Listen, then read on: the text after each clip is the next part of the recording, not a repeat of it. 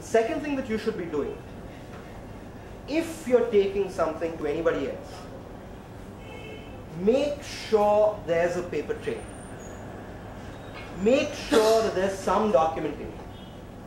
If nothing else, when you're giving somebody, let's say, a part of your work, you're showing them a sample, you're showing them a concept note, a synopsis, whatever else, ideally, if you can, get them to sign off saying that they've got XYZ from you. If not, pester them on email, put it down there, so at least you've got something to say that you actually took it to them at such and such a point of time. And they got it from you. Okay? Two super important things so far. First, make sure you put it down. Second, if you're taking it to somebody else, make sure you've got a trail. If you can't get a written document, make sure you've got at least an email showing that you took it to them on such and such a date. Okay? Here's the third thing.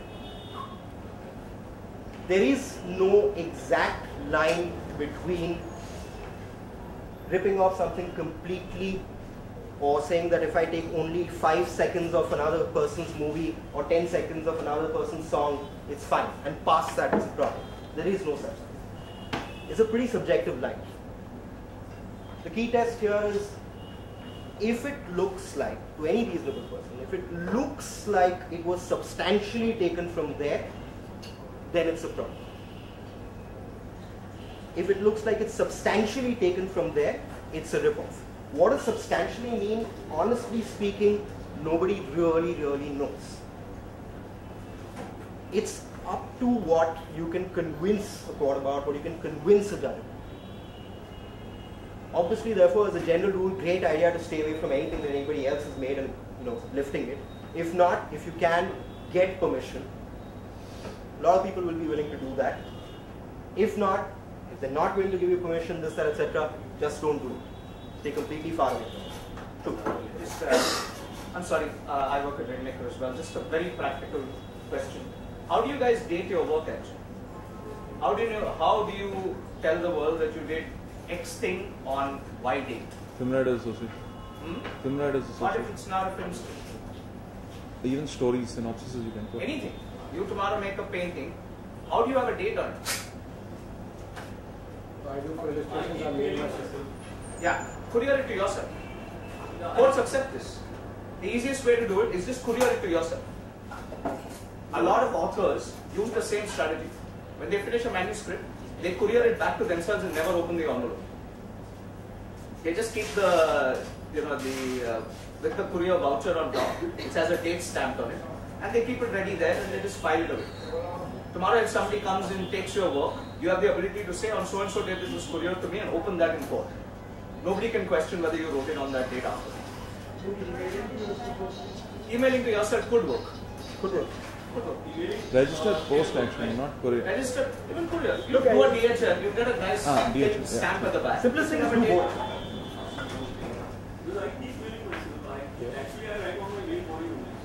Spend $30 extra to do a courier as well.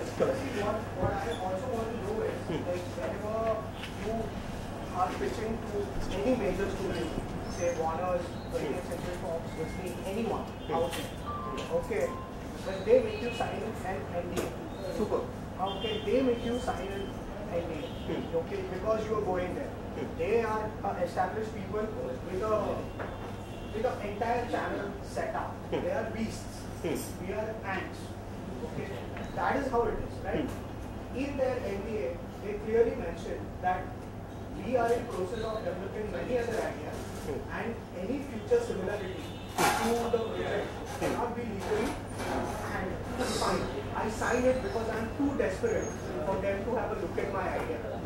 Okay, they look at it, they say, "Fuck it, you are not no good." Go on. They take another writer. In their head, they are thinking he's good. They take my genesis, they take the idea, the soul of any story. They make a film and they blow the entire idea completely because the treatment I have in mind, which to me is a original treatment, even though the story is whatever, it is said that there are just 7 basic stories in the world. Everything else is just Derivations of it. So I'm not saying I'm something great. My treatment of a story, my treatment of a storyline is what is going to make it unique.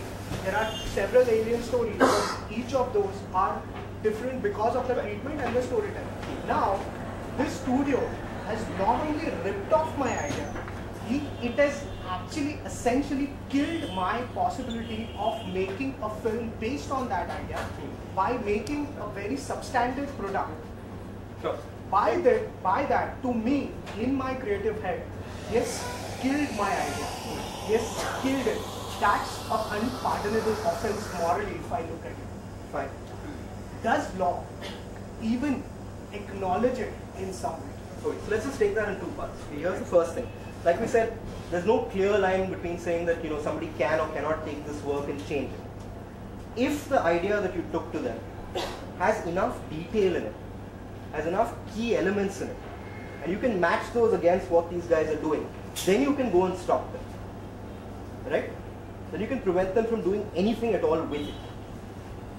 The second part depends on the first. If you can show that what they're doing is based substantially on what you are doing, then yes, you can stop them from changing it, putting it in a different form. Okay? Let's take a slight twist on it. Suppose you go with this idea, they don't tell you to fuck off.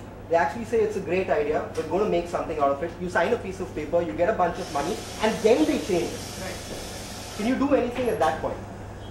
You can. There's two sets of rights that you get when you get copyright over something.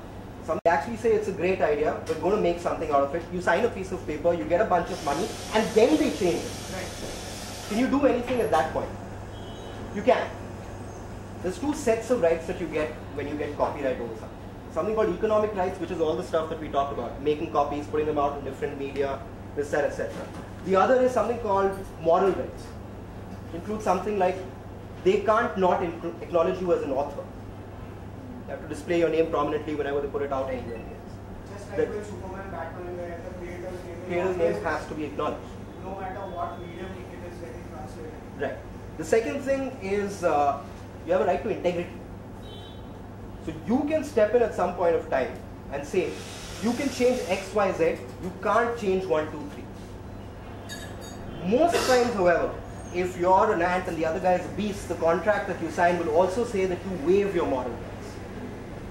That's one of the things that you want to watch out for in a contract if you're ever signing away a story to somebody. That's usually the case. Moral rights. You don't have any moral rights. So that's what your moral rights mean.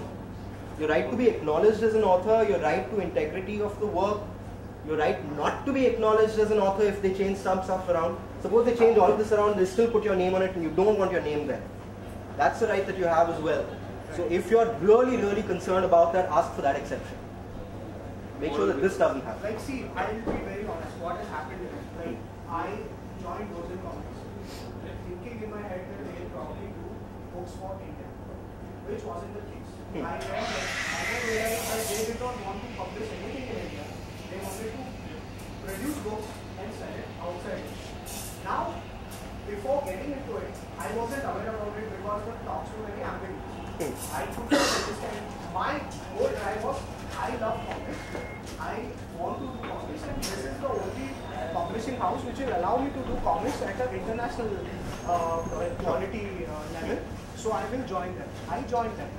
In my contract, I say, okay, forget it. I am too desperate to get in, so I say, okay, let it be. Skip, sign it, give it.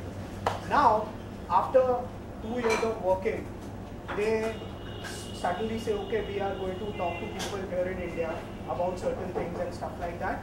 We want to do some film-based stuff. I pitch in a story to them. They pitch it to Studio 18 or this or that, okay? Which fizzes off after some point of time because the creative heads have their own stories which they want to take forward, and my story just takes a backseat. Fine, I am completely okay with that.